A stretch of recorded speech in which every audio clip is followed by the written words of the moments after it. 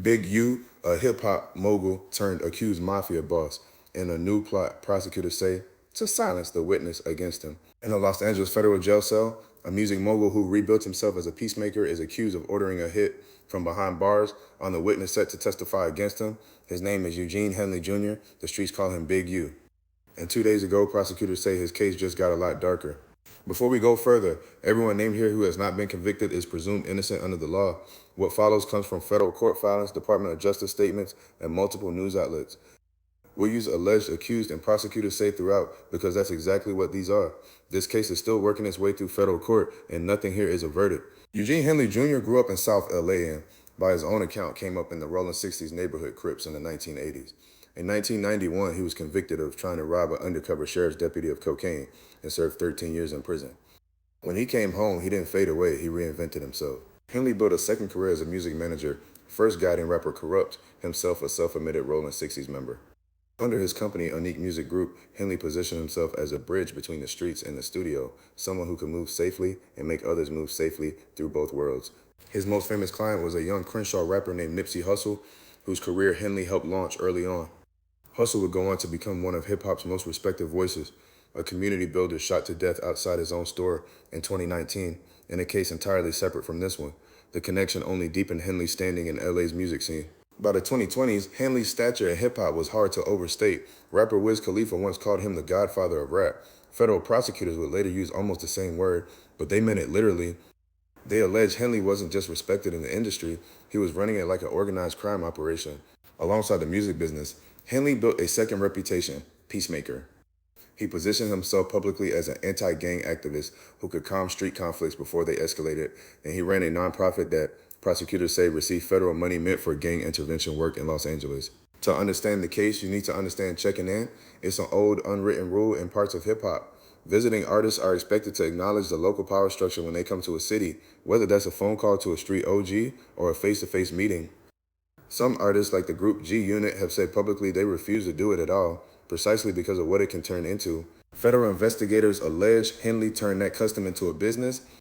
According to the indictment, Henley ran what prosecutors called the BigU enterprise, using his standing in the Rollin 60s in the industry to charge visiting rappers and athletes a tax just to move safely through Los Angeles. Prosecutors even allege his podcast, called Checking In, doubled as code for the scheme itself. Court filings reference unnamed public figures by initials only, which online speculation is tied to major hip-hop names unconfirmed by prosecutors. The documents also allege an NBA All-Star and an NBA MVP donated to Henley's nonprofit and identified Kurupt as one of his earliest clients and an admitted member of the same set. At the center of the most serious allegation is a 21-year-old named Rayshawn Williams. Before he was a rapper, Williams played wide receiver for Crenshaw High School on the same team as Henley's own son Diane, now a linebacker in the NFL. Williams later signed to Henley's label Unique Music, recording under the name YhungJudah. That connection through football makes the case harder to look away from. Diane Henley went on to become a professional athlete, drafted into the NFL, while his father stands accused of killing a former teammate who once played the same position on the same field for the same high school. According to court filings, a dispute over money at the studio turned into something far worse. Prosecutors allege Williams recorded a diss track aimed at Henley, one that, according to testimony, seemed to predict his own death. Days later, prosecutors say it did. In January 2021, prosecutors allege Henley drove Williams into the Nevada desert and shot him, leaving his body along a stretch of Interstate 15 outside Las Vegas. Williams' family has said he trusted Henley completely. He'd grown up with him as a coach. Crenshaw's football program announced his death the next day. Rayshawn Williams was 21 years old. Before he was YhungJudah, he was a wide receiver with a team that loved him. His mother, Shadonna Brown, has spoken publicly since, saying she wants full accountability for what happened to her son. Rest in peace, Rayshawn. The case against Henley took years to build. Federal agents assembled it under a joint operation named Drawdown, pulling in the FBI, the IRS, and other agencies, reportedly drawing on more than 20,000 intercepted phone calls, along with what prosecutors describe as surreptitious audio and video recordings. In March 2025, the Department of Justice unsealed a sweeping 43-count indictment. Henley was arrested and accused of running what prosecutors called a mafia-like organization, operating for years in plain sight inside LA's music scene. The charges span an extraordinary range: conspiracy to violate the RICO Act, Hobbs Act robbery and extortion, sex trafficking under the Mann Act, wire fraud, bank fraud, tax evasion, embezzlement of federal anti-gang funds, and prosecutors allege murder. Henley pleaded not guilty to every count. At his bail hearing, A federal prosecutor pointed to an Instagram video Henley had posted, naming associates he believed were responsible for his own indictment. The magistrate judge denied him bail, calling him both a flight risk and a danger to the community, and noting there was a lot of evidence of obstruction of justice. He's remained in federal custody ever since. Henley isn't facing this alone. Operation Drawdown led to charges against roughly 20 alleged associates and recruited Rollin 60's members in one of the largest coordinated takedowns of its kind in recent LA history.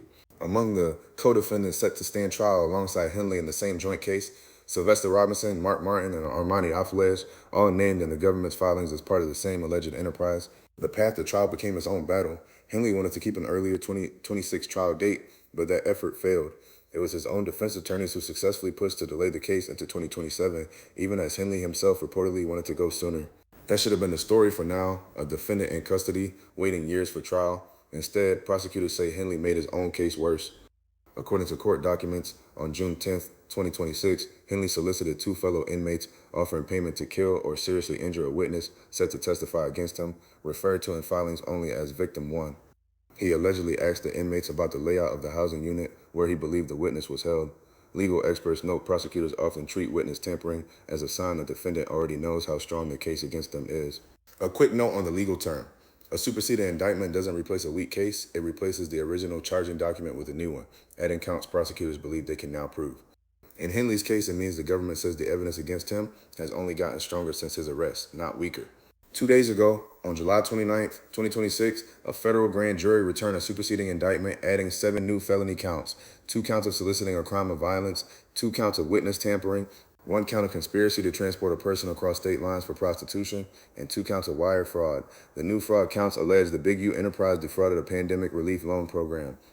The new trafficking count expands the human trafficking allegations even further, on top of the original charge. The RICO conspiracy charge alone carries the possibility of life in federal prison before factoring in the murder, trafficking, and witness tampering counts stacked on top of it. Henley and his 6 co-defendants are scheduled to stand trial together starting February 16, 2027, a date that keeps drawing closer even as the charges keep growing. This case has forced an uncomfortable conversation in hip-hop about the informal protection economy some artists say still surrounds the industry, and about how easily a community-protected persona can coexist, prosecutors allege, with the exact violence it claims to guard against. It's a question the industry has circled before and rarely had to answer under oath. If convicted, does this end the checking-in era in LA hip-hop, or is it just the most visible casualty of it? That question won't be answered until a jury hears this case in February 2027. We'll be following it. We'll keep following this case as it heads to trial. Rest in peace, Rayshawn. This has been Crime Town TV.